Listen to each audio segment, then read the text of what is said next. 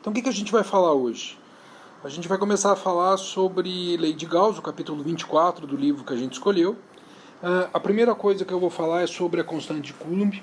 Essa constante de Coulomb a gente já vem usando, que é o K, ele vale 9 vezes 10 a nona, aqui é a unidade dele, Newton metro quadrado por Coulomb ao quadrado. Mas tem duas considerações importantes que a gente tem que levantar aqui sobre essa constante. Ela tem validade desde que as cargas sejam pontuais, então eu tenho carguinhas que são bem diminutas, então elas praticamente não têm tamanho. E a segunda consideração é o seguinte: a gente atribui que essa interação eletrostática, essa força elétrica e o campo elétrico, seja descrito no vácuo, beleza? Professor, por que o vácuo difere dos outros materiais, os outros materiais diferem do vácuo? Porque, consequentemente, a estrutura molecular, a estrutura atômica, vai ter uma nuvem de elétrons, uma carga elétrica, e essa carga elétrica faz com que as propriedades elétricas do meio influenciem no valor da interação elétrica, beleza?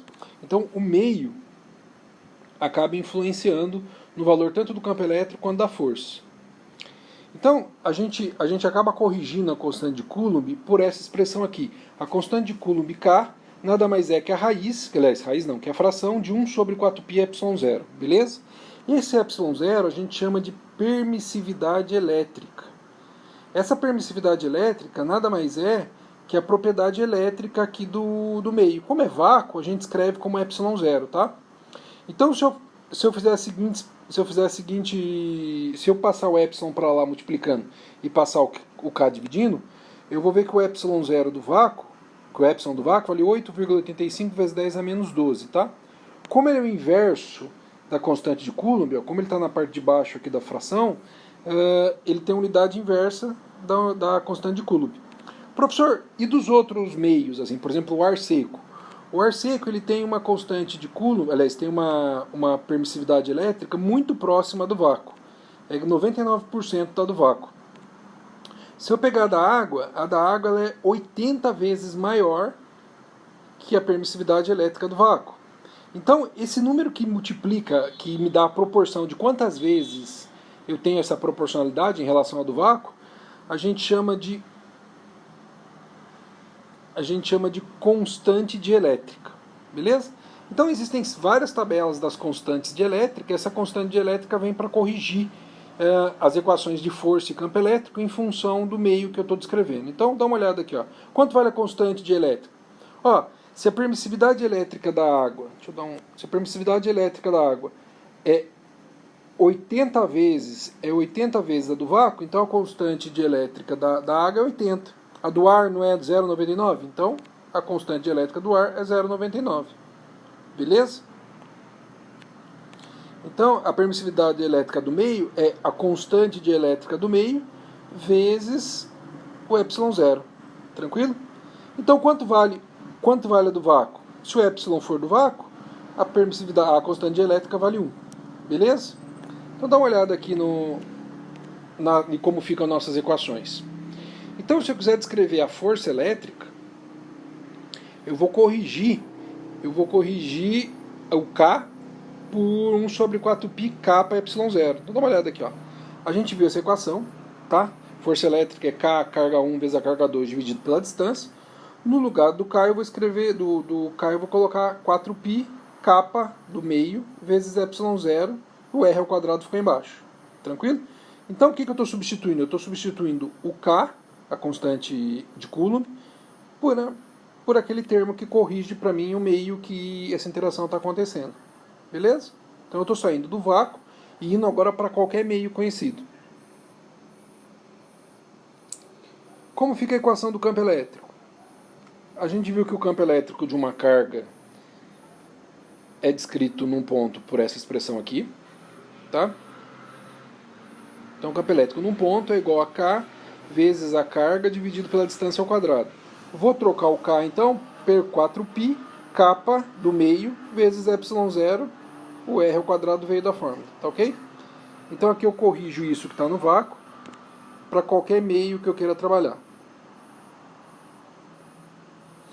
Então a gente só tem que lembrar o seguinte: se eu estiver falando do vácuo, é só trocar o K por 1, beleza?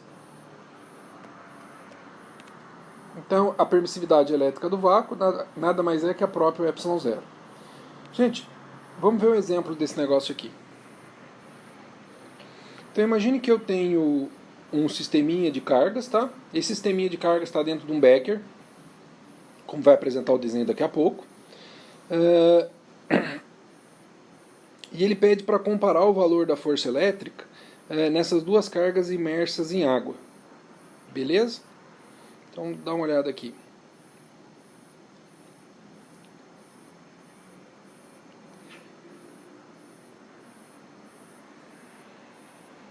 Então, imagina que eu tenho um beckerzinho, tá? Esse beckerzinho está cheio de água destilada. Então, as duas cargas são iguais. Como as duas cargas são iguais, está rolando uma repulsão aqui. Ó, essa carga foi empurrada para a parede, a outra carga foi empurrada para a parede aqui do becker. Beleza? A distância ou o diâmetro desse becker é aproximadamente 5 centímetros. E eu pergunto para vocês o seguinte: quanto vale a força aqui no caso da água? Então, o meio é diferente de vácuo, então eu não posso usar o K que a gente já conhece, eu vou usar a expressão que a gente acabou de ver. 4π kappa do meio vezes ε0, pela distância ao quadrado. Aí eu fui na internet e digitei constante de elétrica de vários líquidos. Então, se a gente olhar da água, da acetona, da glicerina e assim por diante, tem os valores marcados aqui. Então, tá aqui. Então, eu olho a constante de elétrica, no caso aqui da água. Tá? Então, a tabelinha está ali. A constante de elétrica da água é aproximadamente 80. Então, como é que fica a minha expressão? O valor da carga 1 vezes a carga 2, então as duas são iguais, dividido por 4π, o ε0 vale 8,85 vezes 10 a menos 12, que estava no slide passado, vezes 80, vezes a distância aqui. A distância é o diâmetro do becker. Passando isso para metro, fica 0,05 ao quadrado. Então, na água, a força elétrica aqui vai valer quanto? O módulo dessa força elétrica é aproximadamente 0,40 newtons. Beleza? Então, dá uma olhada nesse outro exemplo aqui. Ó. Então, imagine o seguinte agora. Imagine que eu tenha as mesmas duas cargas no mesmo becker, separadas pela mesma distância, e eu substituo essa água por alguma substância de modo que a força de repulsão seja em torno de 1,2 newtons. Beleza? Essa substância em específico é uma substância comercial com sabor de maracujá, muito conhecido no meio acadêmico. E eu pergunto para vocês o seguinte: sabendo que a força tem valor, tem módulo igual a 1,2 newton, estime o valor da constante de elétrica desse apreciável drink. Beleza? Então dá uma olhada. Então vamos resolver aqui. Então a gente manteve as mesmas condições. Então vai ficar aqui, ó, é uma substância chamada Colruyt, beleza? Então a força elétrica aqui, o que eu fiz? O que você fez aqui, professor? Fiz o seguinte, ó. Olha a expressão da força elétrica aqui. Eu peguei esse cara e passei para lá, multiplicando, e passei a força dividindo. Então a constante de elétrica nada mais é que a razão do produto das cargas por aquele bolo de coisa embaixo. Então vou substituir aqui, ó. As cargas são as mesmas. 4π vezes o ε0, a gente já viu, 8,85 10 a menos 12. A distância é o diâmetro do becker. E a força elétrica foi dada no enunciado. Beleza?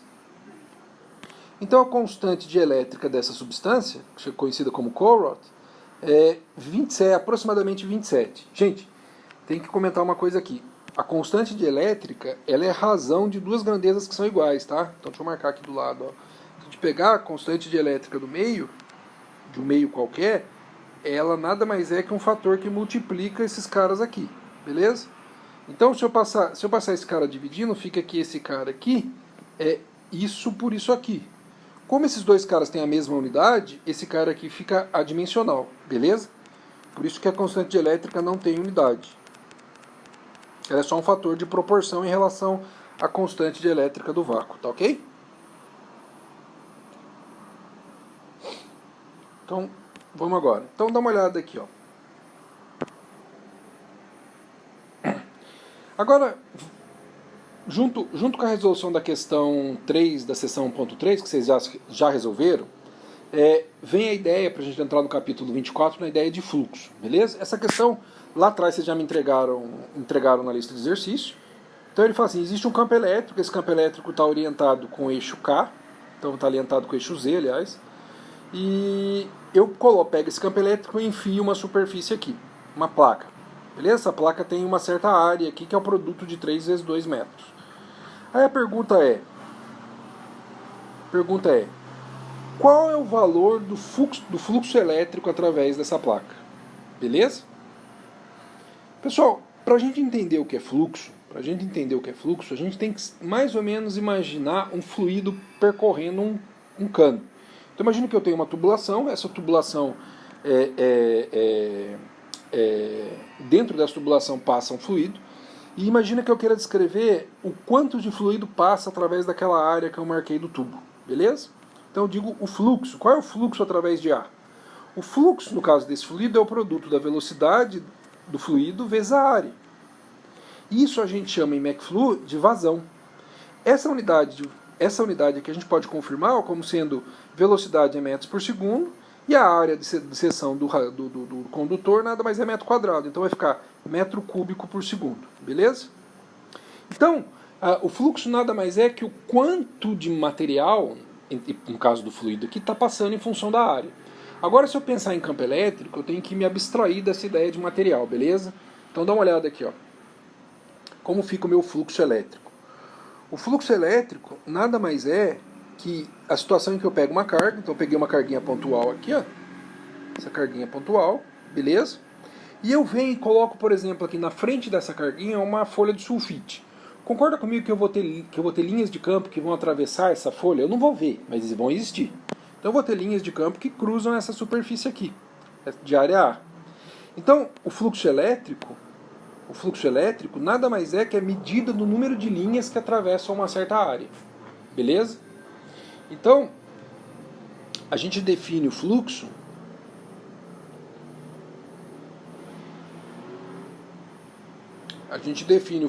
como sendo o seguinte, o fluxo elétrico φE, tá? Agora a gente usa φE para representar o fluxo elétrico, é o produto do campo elétrico vezes a área. Gente, só que esse produto aqui é um produto entre dois vetores. Eu já vou descrever o que é a área aqui, por que a área aparece como vetor, mas aguenta um minuto. Então é um produto escalar. Então eu tenho dois vetores aqui, ó. Eu tenho dois vetores operando, resultando numa função escalar. Beleza? Então esse φE é o resultado disso.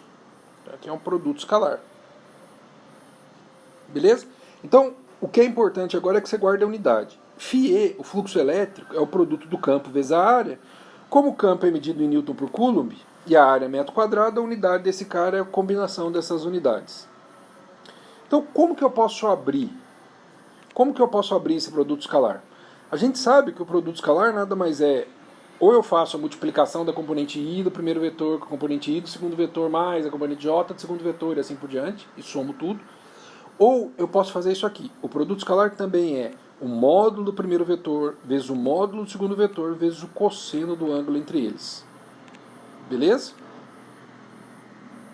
Então, percebam o seguinte, esse ângulo θ que aparece aqui é o ângulo entre o vetor E, o vetor campo, e o vetor área. Aí você vai perguntar para mim, professor, a área eu escrevo como vetor? Sim, a área a gente pode escrever como vetor em geometria analítica, tá? Deixa eu mostrar por quê. Então imagine que eu pego o sisteminha de eixo, xy aqui, e eu escreva dois vetores, um A e um vetor B. Beleza? Eles estão apresentados aí.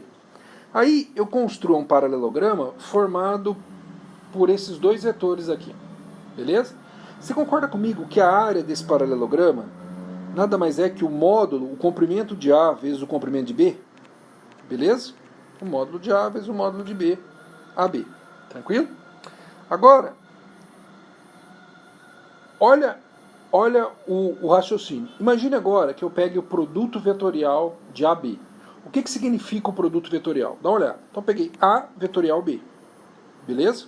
Produto vetorial. Eu pego esses dois caras e faço agora a operação entre eles. O módulo do primeiro vezes o módulo do segundo vezes o seno do ângulo entre eles. Beleza? Como o ângulo é 90 graus, então o nosso produto vetorial vai ser dado aqui, ó. A vezes B, módulo primeiro vezes o módulo segundo, vezes o seno de 90. Seno de 90 dá 1. Beleza? Pessoal, interessante observar que esse produto vetorial aqui resulta num vetor. Pô, professor, não entendi. Toda vez que você tira um produto escalar, resulta num escalar. Toda vez que você tira um produto vetorial, você tem um vetor. Beleza? Mas esse vetor tem exatamente o mesmo módulo da área. Pô, então a área é um vetor? Sim, existe um vetor área, que é o resultado do produto vetorial entre esses caras. E para onde aponta esse vetor? Se isso é um vetor, para onde ele aponta? Ele aponta, lembra que quando a gente tira o produto vetorial, eu coloco a mão no primeiro vetor e varro na direção do segundo. Tá? O meu polegar vai indicar a direção desse vetor. Então, se eu varrer de A para B, olha o desenho aqui, se eu estou varrendo do vetor A para o vetor B, o meu produto vetorial é um vetor área que emerge desse negócio, do resultado aqui. Beleza? Então, se A é Y, desculpe, se A é X e B é Y, o vetor área vai estar alinhado com o eixo Z. Por isso que eu escrevi ele aqui em função do versor K. Beleza? Pessoal, o que importa agora pra gente é o seguinte: toda vez que eu ver o vetor área sendo apresentado, ele sempre representa a área, ele sempre tem um módulo da área, mas ele não está no plano da área, ele sempre está perpendicular ao plano. Beleza? Então dá uma olhada aqui no achuriado que eu fiz lá na figura no canto esquerdo superior. Pessoal, para onde está apontando o vetor área nesse caso aqui? Se eu olhar o vetor área, ele é sempre perpendicular. Então na minha areazinha que eu trouxe aqui para o canto, ele é perpendicular. Se eu pegar agora uma área circular, para onde aponta o vetor área? Ele é sempre perpendicular. Se eu pegar um cubo com 6 faces, para onde aponta o vetor área de cada face? É sempre perpendicular à face, tá? É isso que você tem que lembrar. Então dá uma olhada aqui. Então como é que ficaria a resolução desse exemplo barra exercício? Vocês já resolveram, tá? Eu só estou usando ele para a gente trabalhar na aula. Então imagine que eu peguei o campo, tá ali o campo elétrico, tá alinhado com o eixo Z, eu fui e coloquei a placa no XY. Tá ali a plaquinha. Como que eu calculo o campo elétrico aqui? Aliás, como que eu calculo o fluxo elétrico?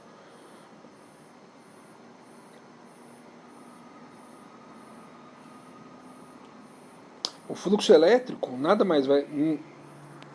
nada mais vai ser que o produto do campo, que eu tenho valor aqui, vezes o vetor, o módulo da área, vezes o cosseno do ângulo entre o vetor área, olha onde é que está o vetor área aí, e o campo elétrico. Então dá uma olhada como é que fica. O fluxo elétrico fica aí, vezes A, vezes o cosseno de θ.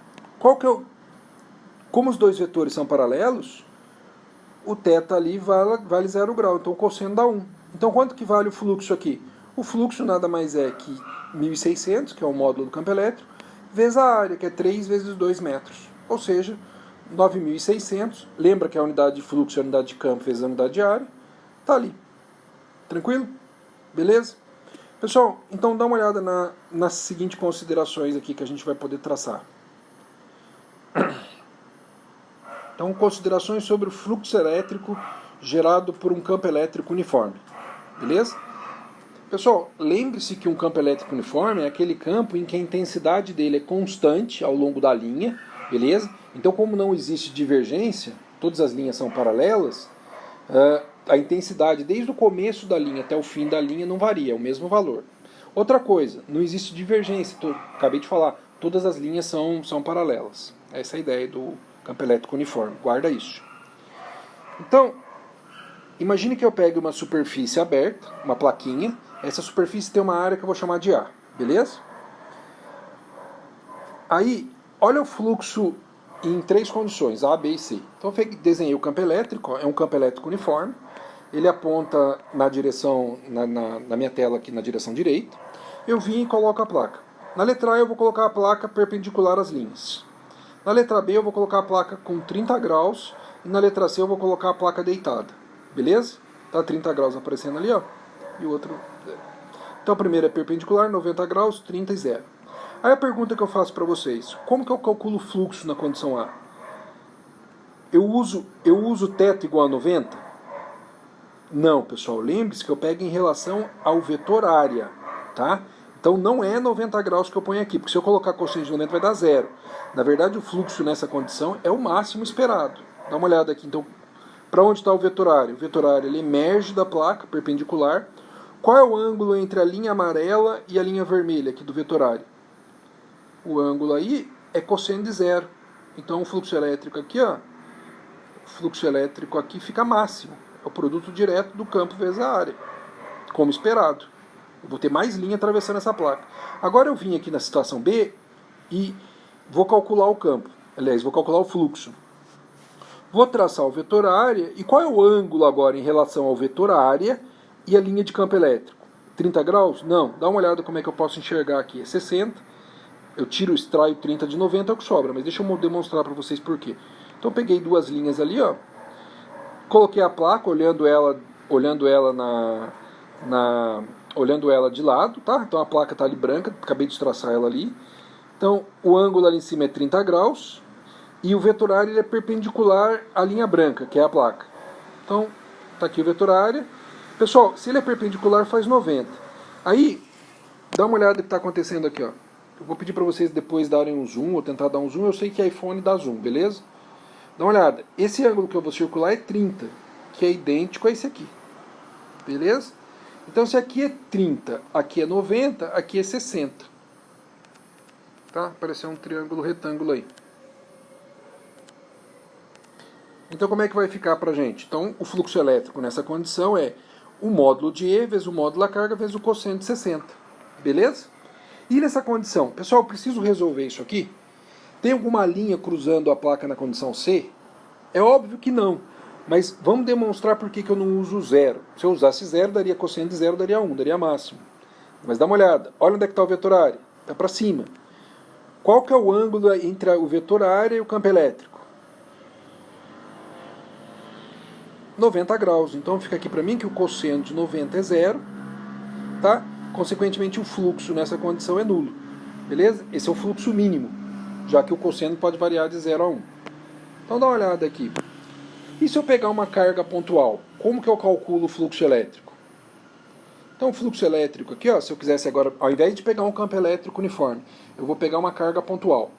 Aí eu pego essa carguinha, vai soltar linhas, ela é positiva, então as linhas estão saindo dela.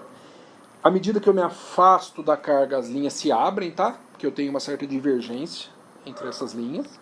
Então vão existir aqui, por exemplo, 3 linhas que eu estou prolongando e vão cruzar a placa. Então existe um fluxo elétrico ali.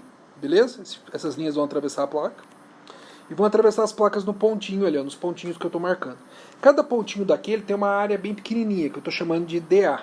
Então o que vai acontecer? Eu vou traçar o DA, e se eu olhar a primeira linha, ó, o primeiro lá de cima, eu vou reparar o seguinte, ó. O primeiro é esse aqui, ó. Se eu olhar esse aqui, eu vou ver que existe um ângulo entre a linha amarela, que é o campo elétrico, e a linha do vetor área. Se eu olhar a segunda linha, vai existir um outro ângulo, um outro ângulo. Então, se eu quiser calcular o fluxo elétrico, vai dar um certo trabalho, por quê? Porque eu não sei quanto vale cada ângulo desse. Imagina que são infinitas linhas, eu não sei como é que fica esse cara, beleza?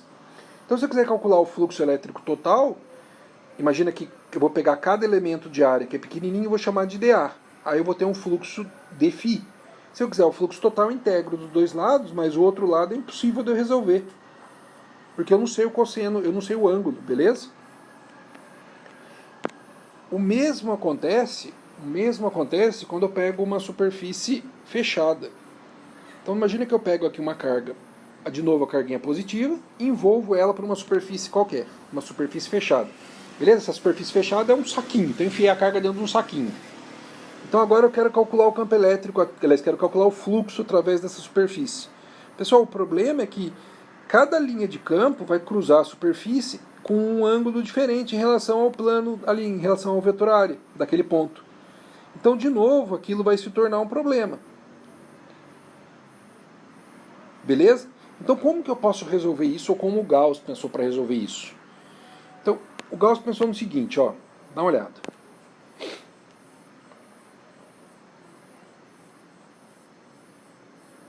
Ele pensou uma forma de eu calcular o fluxo elétrico através de uma superfície fechada.